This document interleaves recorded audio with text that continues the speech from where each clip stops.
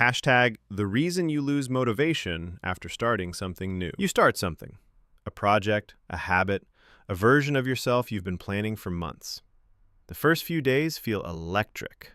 Then, nothing. The fire dies, and you can't figure out why. There's a reason your brain does this, and it has nothing to do with discipline. Let me describe what this feels like.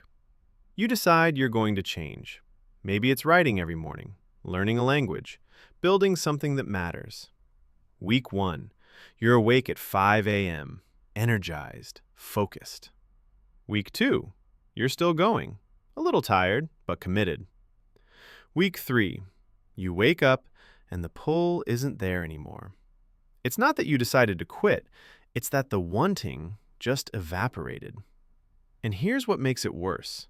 You blame yourself. You think, I'm just not disciplined enough. I lack willpower. Maybe I'm not built for this. But that's not what's happening. Your brain isn't failing you. It's doing exactly what it was designed to do. Here's the truth. You are not broken. You are not weak. You are experiencing something psychologists call the novelty crash. And once you understand the mechanism behind it, you stop fighting yourself and start working with your brain instead. Your brain runs on a chemical called dopamine, but dopamine doesn't work the way most people think.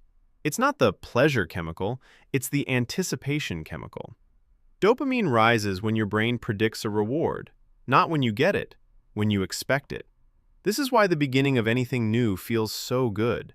Your brain is flooded with possibility. This could change everything. This could be the thing. The gap between where you are and where you could be feels thrilling. But here's the problem. Dopamine doesn't care about the goal itself. It cares about the gap, the uncertainty, the chase. Neuroscientist Robert Sapolsky calls this the dopamine of maybe.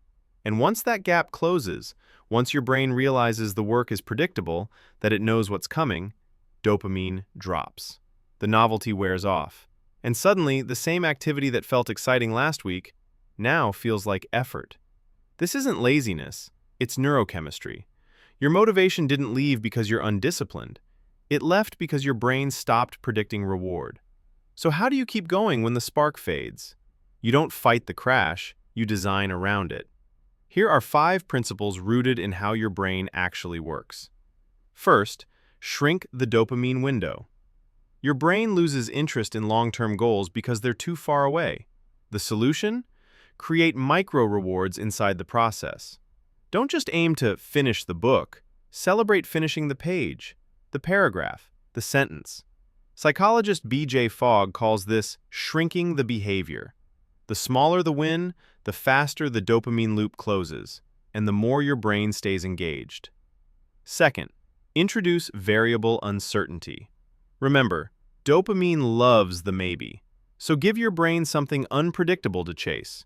Don't do the same workout every day. Rotate it, change the order, try a new route. Don't write in the same place every time. The novelty doesn't have to be in the goal, it can be in the method. This is why games are addictive. They give you the same objective, with just enough variation to keep dopamine alive. Third, separate the doing from the outcome. Here's where most people break. They tie their motivation to results. I'll feel good once I see progress. But progress is slow and inconsistent, so your brain stops getting dopamine hits, and you quit before anything grows. The fix: reward the action, not the outcome. Psychologists call this process-oriented reinforcement. You didn't lose weight today? Doesn't matter. You showed up. That's the win. Because your brain can't control results, but it can control behavior. And when behavior becomes the reward, motivation becomes sustainable. Fourth, use identity as fuel after emotion fades. In the beginning, emotion drives you, but emotion is unstable. What comes after emotion? Identity. James Clear writes, "Every action you take is a vote for the type of person you wish to become." You don't stay motivated because you feel like a writer. You stay consistent because you've decided, I am someone who writes. Identity doesn't spike dopamine, but it creates structural motivation. It becomes who you are, not what you do when you feel like it. Fifth, expect the crash, and plan for it. Most people are blindsided when motivation drops. They think something's wrong, but the crash is normal. It's supposed to happen, so plan for it. Week 3, week 5, day 10. Whenever your brain gets bored, you already know what you'll do. You'll shrink the task. You'll add novelty. You'll show up. You'll show up anyway. Not because you feel inspired, but because you knew this moment was coming. Let's bring it all together. Motivation isn't a personality trait. It's a neurochemical response to novelty and uncertainty. When you start something new, your brain gets a flood of maybe. But once the pattern becomes predictable, dopamine fades, and so does the drive.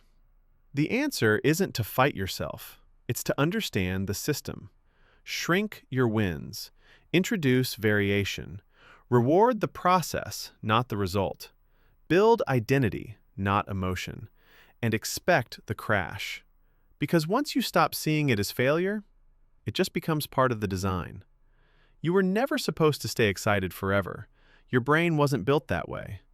But you were built to adapt, to continue, to become someone who doesn't need the spark, because the structure holds you.